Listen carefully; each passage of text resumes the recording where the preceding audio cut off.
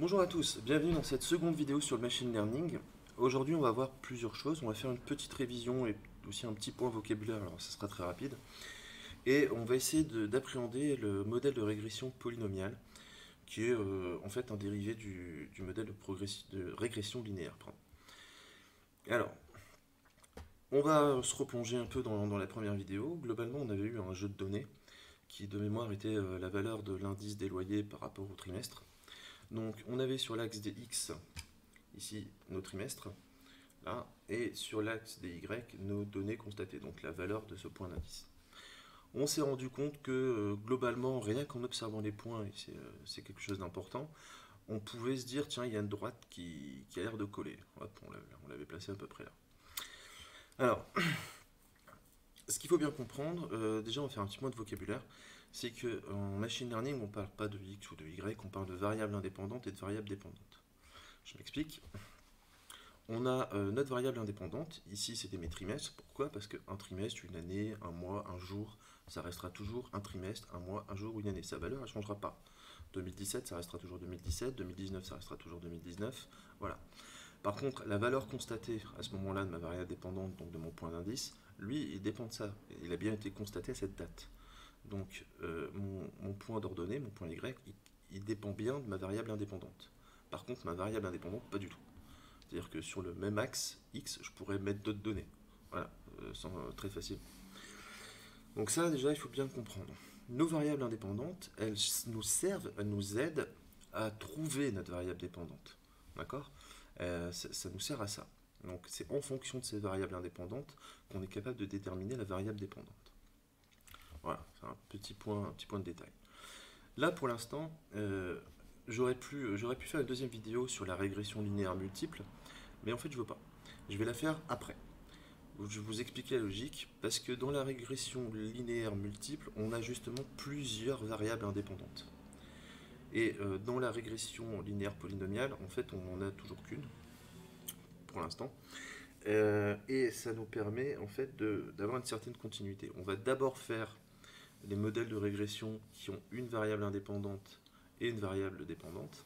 Et ensuite, on ira un peu plus loin sur des modèles multiples, de régression multiple, qui, eux, prennent en compte plusieurs variables indépendantes. Pour bien comprendre, imaginons que je veuille déterminer le prix d'un bien immobilier. C'est pas juste via sa superficie que je vais trouver son prix. C'est pas juste via son nombre de chambres. C'est pas juste via sa localisation. C'est en fonction de tout ça que je vais pouvoir déterminer le prix de ce bien. Donc, ma variable dépendante qui sera le prix, elle va dépendre de plusieurs variables indépendantes. Donc ce genre de modèle, on va le voir après, parce que c'est un tout petit peu plus complexe à appréhender au final. Ok? Donc ici, de visu, quand on analysait nos points, alors je vais enlever ça, on se rendait compte que on avait une droite qui pouvait coller dans la plupart des cas à nos points. Donc on était dans le cas d'une régression linéaire. Donc ce qui est plutôt intéressant. Une régression linéaire, pour bien comprendre, ça peut s'exprimer dans une formule mathématique. On a un x0 qui est un point d'origine. Ici c'est 3, je vous montrerai tout à l'heure après avec la grille. Et un coefficient directeur qui à peu près, je l'ai fait de visu, est de 0,5. D'accord? Donc c'est-à-dire que quand x augmente de 1, y c'est ce x0, donc mon point d'origine, plus le x que je suis en train de déterminer, multiplié par mon coefficient directeur. Donc logiquement, si ici je suis en 3, je devrais avoir, je suis en 0,3, je devrais avoir au niveau de mon abscisse 1, je devrais avoir un ordonnée qui est de 1 fois 0,5 plus 3, donc 3,5. Voilà, pour faire simple. Et grâce à cette formule, comme on est sur une droite linéaire, on est capable de déterminer n'importe quel point à partir du moment où on a ce coefficient directeur et ce point d'origine. Voilà. Pour bien comprendre, là je vais rajouter la petite grille que j'ai enlevée. Ici, comme je vous l'ai dit, j'ai bien mon point d'origine qui est en 0 au niveau des abscisses et en 3 au niveau des ordonnées. Si j'applique ma formule pour trouver mon point qui normalement serait en 3, en abscisse 3, je vais faire 3 plus 3 fois 0,5, ça me donne bien 4,5. Bon, je vais faire ça, 1, 2, 3, et je suis effectivement bien aux alentours de 4,5. Comme je l'ai dit, mon coefficient directeur, c'est de l'à peu près, hein, on va être clair. Donc, ça, c'est la régression linéaire, classique. Ça marche très bien quand on a des points qui s'alignent quand même beaucoup. Maintenant, imaginons qu'on ait ce genre de structure, on ait ce genre de données. Alors, j'ai tracé une droite qui est une espèce de droite moyenne, qui semble correspondre quand même à une tendance générale, mais on se rend compte qu'il y a quand même pas mal de choses qui en sortent, quoi. Si je reviens ici, tout ça, tout ça, tout ça, tout ça, tout ça. Donc même si ma régression linéaire collerait à peu près, elle serait vraiment pas optimale. On va être clair, elle serait vraiment pas optimale. Donc pour ça, il nous faudrait trouver un autre modèle. C'est pas une droite qu'on doit tracer, c'est plutôt une courbe. Soyons clairs. Et pour faire ça, ben justement, on utilise la régression polynomiale. Donc on va tracer une courbe. Alors, tout à l'heure, je vous disais que la régression polynomiale, c'est un dérivé de la régression linéaire. Ben, reprenons la fonction linéaire que je vous ai dit tout à l'heure. On est sur x0 égale x1 plus b1, enfin fois b1. Où b1, c'est mon coefficient directeur. Une fonction polynomiale de degré 1, parce que les fonctions polynomiales ont plusieurs degrés. Alors, je ne vais pas vous faire tout un cours sur les fonctions polynomiales. Je vous laisse faire des recherches. Je vous mettrai quelques liens à la limite en description de la vidéo. Ce que je veux comprendre, enfin ce que je veux que vous compreniez plutôt, c'est quand utiliser une régression linéaire et quand utiliser une régression polynomiale. Les détails, je vous laisse les apprendre par vous-même. Alors c'est intellectuellement très intéressant, mais si je commence à rentrer là-dedans, je vais faire des vidéos qui durent 3 heures. Donc, une régression polynomiale de degré 1, si je regarde bien, c'est exactement la même chose qu'une fonction linéaire. D'accord? Donc, on peut dire qu'une fonction linéaire est en fait une fonction polynomiale de degré 1. Ensuite, pour avoir cette espèce de courbure, je vais rajouter des degrés. Donc, une fonction polynomiale de degré 2, ça va être x0, toujours mon point d'origine, plus b1x1, donc l'équivalent de ça, plus b2x2. Une fonction polynomiale de degré 3, ça sera x0 plus b1x1, plus b2x2, plus b3x3. Donc vous avez compris un peu le principe. On peut faire ça sur autant de degrés qu'on veut. Globalement, une fonction linéaire de degré 2, une fonction polynomiale pardon, de degré 2, c'est une parabole. D'accord? Donc c'est un truc qui va faire, hop, on va prendre, hop, et on va mettre ça en vert. Ça va faire une fonction, ça va faire un truc comme ça. Voilà. Voilà. Oui, je sais, je dessine pas super bien, mais on fait ce qu'on peut. Donc voilà. Donc on sait déjà que notre fonction ici, ce ne sera pas du degré 2. Ça, on en est sûr. Parce qu'on n'est pas sur des données qui ont une forme de parabole. Donc déjà, ça peut aider à prendre des décisions. Ok. Alors, maintenant qu'on a compris tout ça, on va voir comment on applique ça, tout simplement. Donc pour ce coup-là, j'ai pris un autre jeu de données qui est ici et qui représente en fait les écarts de température depuis 1880. Ok? Donc on est sur le même principe, on prend un jeu de données, on va l'analyser. Comme je vous l'ai dit, pour l'instant, on reste sur le principe une variable indépendante, une variable dépendante. On verra plus tard comment on fait avec plusieurs variables indépendantes. Alors, on est exactement sur le même principe que tout à l'heure. Enfin, que sur la première vidéo, pardon. On va importer toutes les librairies dont on a besoin, importer notre dataset et après jouer avec nos données. Les seules différences, c'est que ici, je vais importer d'autres librairies, enfin d'autres méthodes de scikit-learn, donc le R2Score, je vais vous expliquer ce que c'est rapidement, et tout ce qui est attrait aux polynomial features, vu qu'on veut faire du polynomial, donc une régression polynomiale. Et vous voyez que j'importe quand même tout ce qui concerne la régression linéaire. Oui, parce que la régression polynomiale est une dérivée de la régression linéaire. Et que la régression linéaire est en fait une régression polynomiale de degré 1. Voilà. Imaginons maintenant, donc j'importe mon dataset, je fais exactement comme la première fois, c'est-à-dire que je vais lire mon fichier CSV, je précise que mon séparateur est un point virgule, Et je prends toutes les données x, je prends la première colonne moins la première ligne, et pour y, je prends la deuxième colonne moins la première ligne. Ok, alors, ce que je vais faire, déjà je vais importer ça. Voilà. Je vous rappelle, on sélectionne la partie de code, on fait F9, on voit ici que ça s'exécute. Je vais importer mon jeu de données. Alors, j'ai bien mon x, oui, ça reprend mes années. J'ai bien mon y, oui, ça reprend mes valeurs. Et ce que je vais faire tout de suite, c'est que je vais visualiser mes points, un peu pour voir ce que ça donne. Alors je me retrouve avec un schéma de ce style-là, qui, comme celui que je vous ai montré tout à l'heure, semble avoir une courbe, enfin une droite générale d'évolution, mais qui est quand même un peu plus sinueux. Le chemin est plus sinueux. Pour le test, je vais définir une régression linéaire. Alors je ne vais pas revenir là-dessus. Je ne vais pas faire de modèle d'entraînement, enfin de jeu d'entraînement et de jeu de test. Je vais lui mettre toutes les données. Et je vais définir donc une régression linéaire classique. Donc je fais mon F9, hop, je vais me retrouver avec d'autres variables, notamment un YPRED qui s'est mis ici, donc qui seront normalement les valeurs que mon modèle a déterminées. Et je vais afficher ça. Pouf, pouf. Alors c'est ces deux-là. Juste le graphique dans un premier temps. Donc je me rends compte que effectivement je trouve une droite qui colle pas trop mal, mais il y a quand même pas mal d'observations qui sont laissées de côté, clairement. Donc la fiabilité de mon modèle est loin d'être optimale. D'ailleurs, ce qui est intéressant, c'est de calculer le niveau de fiabilité de ce modèle. Alors, on a des fonctions dans scikit-learn. Donc, tout à l'heure, je vous ai montré, j'ai importé. Alors, on ne dit pas R2, on dit R-square. Donc, R-square score, qui permet de calculer en fait la fiabilité d'un modèle. Même chose, je ne vais pas rentrer dans les détails techniques, mais globalement, sachez que ça vous renvoie un indice, et plus c'est proche de 1, mieux c'est. Voilà.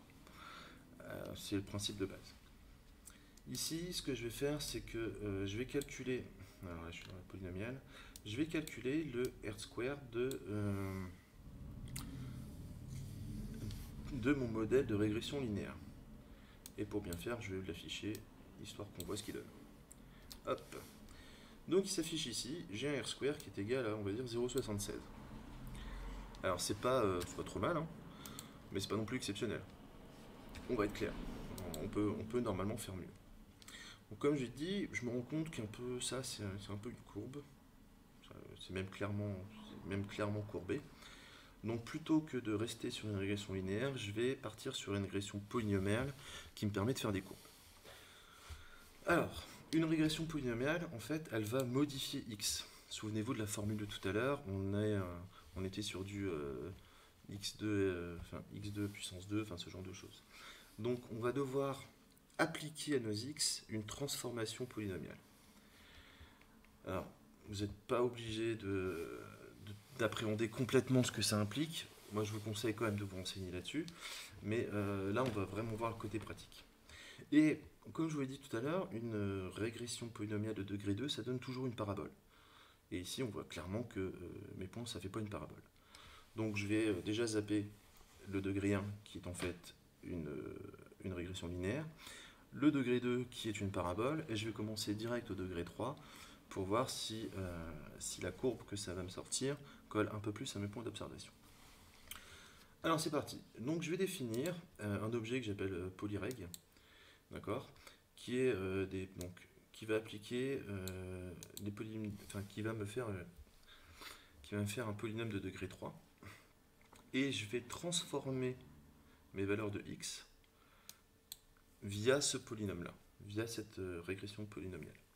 Okay, parce qu'on a une influence que sur x. Et ensuite, une fois que j'ai fait ça, une fois que j'ai mes nouveaux x, mes x poly, mes x qui sont portés, qui sont compréhensibles pour le polynomial, je vais juste faire une régression linéaire où, au lieu de lui passer les x normaux, donc 1880, machin bidule, je vais lui passer les x transformés par mes fonctions polynomiales. Ok? Alors c'est parti. On va faire un F9 de ça. Ça me crée mes nouvelles variables. Et ici, je vais à la limite afficher tout dans le même graphique, F9. Donc je me retrouve avec une courbe qui suit quand même un peu plus mes points de données. Et d'ailleurs, enfin, on le voit sur certaines choses, c'est-à-dire qu'ici, ça suit un peu mieux l'évolution, et surtout vers la fin, où ma régression linéaire se décalait quand même nettement, et là, elle suit bien l'évolution. Donc j'ai trouvé un modèle qui correspond un peu plus. Alors, histoire de comparer la fiabilité de mon modèle, je vais faire la même chose, je vais lui faire un R-square. Donc la même chose, hein, on va faire le R-square, globalement, ça compare les valeurs constatées, les valeurs réelles, aux valeurs prédites par le modèle, ça calcule un écart et l'indice qui en ressort. Et plus il est proche de 1, mieux c'est. Donc je vais calculer mon R-square. Hop. Et ensuite je vais refaire un petit graphique. Où là je vais à la limite tout afficher. Oui, allez, soyons fous. Donc j'affiche tout et en dessous j'ai mes deux R-square. Donc le premier R-square c'est celui de mon modèle de régression linéaire. Le deuxième c'est celui de mon modèle de régression polynomiale. Et je me rends compte que la fiabilité c'est quand même nettement mieux. On se dit, parce qu'il y a quand même pas mal de points quand même qui sont laissés à l'abandon, est-ce que je peux améliorer ce modèle? Ben, pour l'améliorer, en fait on va jouer sur les degrés. On va complexifier la courbure globalement. Jouer sur les degrés ça sert à ça. Ça sert à complexifier le niveau de courbure. Alors je vais passer au niveau 4. Donc là je suis obligé de refaire ça. Enfin, hop. Je recalcule tout et je refais un nouveau graphique. Et je recalcule un nouvel square. Je me rends compte qu'en passant au niveau 4, alors c'est un chouille mieux, mais pas des masses. Hein. Ici je compare les R-square, donc ici je suis à 0,8837 et juste avant j'étais à 0,8835. Il y a une différence qui est, on va dire, négligeable. On va dire, allez, soyons fous, on va mettre un R-square de 50, on va mettre un degré 50. Donc logiquement je vais avoir quelque chose qui devrait être bien plus fidèle. F9, voilà. Alors, je regarde, et en fait, je me rends compte que non. Je me rends compte que non. C'est-à-dire que j'ai augmenté le nombre de degrés, mais ma courbe est moins bonne. Elle est moins bonne. Parce qu'il y a une limite d'apprentissage. Ça, il faut bien aussi se mettre en tête. C'est que globalement, au bout d'un moment, vous pouvez passer plus de données ou mettre plus de paramètres à votre algorithme. Il ne va pas mieux apprendre. Il va pas mieux interpréter. Il y a une limite d'apprentissage. Donc c'est-à-dire qu'au bout d'un moment, le nombre de données n'a plus d'influence sur la qualité du modèle. Et il peut même avoir une influence négative. Trop de données, c'est aussi mauvais que pas assez de données. Ça, il faut bien en avoir conscience. Donc je vais peut-être baisser un peu mon niveau de degré, je vais passer à 10. Hop, je recalcule. Je réaffiche. Ici, je me retrouve avec un truc à 0,8839. On va passer de 0,8837 à 0,8839 avec un nombre de degrés qui est beaucoup plus important. Ça vaut pas le coup. On va être clair, ça vaut pas le coup. Donc, je me dis que mon degré 3 était déjà pas mal. Enfin, j'avais un modèle qui était déjà bien précis. Parce que la différence au niveau du R-square, elle est vraiment minime, quoi. On est sur du négligeable. Quand on est au niveau de 0, de 0,1%, on peut considérer que c'est pas significatif. Donc, je vais rester sur ce degré 3, d'accord? Et je vais utiliser ce modèle-là maintenant pour, comme je le faisais précédemment, prédire des valeurs. Parce que là, effectivement, ma courbe, elle reprend mes années et elle colle à peu près bien. Mais ce qui m'intéresserait, ce serait quand même de faire de nouvelles prédictions. Alors, mes prédictions, je vais les faire à partir de mon régresseur 2. Souvenez-vous, dans la première vidéo sur la régression linéaire, on faisait un régresseur 2 avec la fonction predict et on lui passait le x qu'on voulait prédire. D'accord? Donc, enfin, la valeur de y au x. Ici, on s'arrête, je crois, en 2019. Donc, ce qui va nous intéresser, c'est de prévoir des valeurs en 2021, 23, 24, 25, ce genre de choses. Alors, on serait tenté de faire exactement la même chose que ce qu'on a fait pour la régression linéaire simple. C'est-à-dire, entre crochets, lui passer une valeur. Hop. Et en fait, on va se rendre compte que ça ne fonctionne pas. Alors, je vais juste faire ici ça. Et je vais l'afficher. Et là, logiquement, j'ai une erreur. Pourquoi? Parce que j'essaie de lui passer un x qui n'a pas été transformé par mes polynomial features. Souvenez-vous, ce que j'ai fait ici, c'est que j'ai transformé mes x. Et si je lui passe un x non transformé, en fait, il ne le comprend pas. C'est aussi simple que ça. Donc, même chose, pour pouvoir lui passer des valeurs, je vais être obligé avant de les transformer. Alors, hop, je prépare juste la fonction. Donc, par exemple, si je veux prédire mon modèle pour 2021, il faut d'abord que je transforme cette valeur 2021. De la même manière qu'ici j'ai transformé mes x. Et hop, à la place de lui passer ça, je vais lui passer ce qui est stocké dans ma variable prédiction, qui est la transformation polynomiale de 2021. Et là, logiquement, il va comprendre. Oui, il comprend. Donc, pour 2021, il va me renvoyer 1,56. Alors, si je reprends mes y, je vois qu'en 2000, je crois que c'est en 2019, je suis en 1,22, donc en 2021, on va être à 1,56. Ou je suis en 2018, là, pardon. Donc, on a une évolution. Imaginons maintenant que je veux lui passer plusieurs valeurs, parce que ça aussi, ça peut arriver. Bah, c'est assez simple, on va faire exactement la même chose, sauf qu'on va passer un tableau, un peu comme dans la régression linéaire. Pour avoir plusieurs valeurs, on passait en tableau de valeurs. On va faire la même chose, sauf qu'on va transformer ce tableau de valeurs via la fonction fitTransform. Et ensuite, on va appliquer ces prédictions-là, et il va nous les sortir. Hop, voilà. Donc je vais me retrouver pour 2019, 1,46, 2025, 1,78 et 2040, 2,79. Donc, avec un modèle de régression polynomiale, j'ai réussi à avoir un modèle plus fiable que la régression linéaire, en tout cas pour ce genre de données. C'est-à-dire pour des données qui ressemblent, souvenez-vous, et ça c'est l'essentiel, à ça. D'accord? Donc, même s'il y a une idée de droite générale, on a quand même un phénomène de courbure au niveau des données. Donc la régression polynomiale va nous permettre de générer des modèles sous forme de courbe. La régression linéaire, c'est des modèles sous forme de droite. Donc en fonction de nos données, en fonction des points d'observation, on va choisir tel ou tel modèle. L'objectif, c'est vraiment ça. Donc j'espère que vous avez compris comment faire la différence entre l'utilisation d'un modèle de régression linéaire et d'un modèle de régression polynomiale. Si vous n'avez pas compris l'ensemble des implications qu'il y a derrière, c'est pas très grave parce que ce n'était pas mon objectif aujourd'hui. Mon objectif, c'était vraiment de vous faire comprendre comment on utilise ça. Par contre, comme je vous l'ai déjà dit, je vous invite à vous renseigner par vous-même et à faire des recherches. Voilà, alors j'espère que ça vous a intéressé, que vous avez appris des choses et je vous dis à bientôt.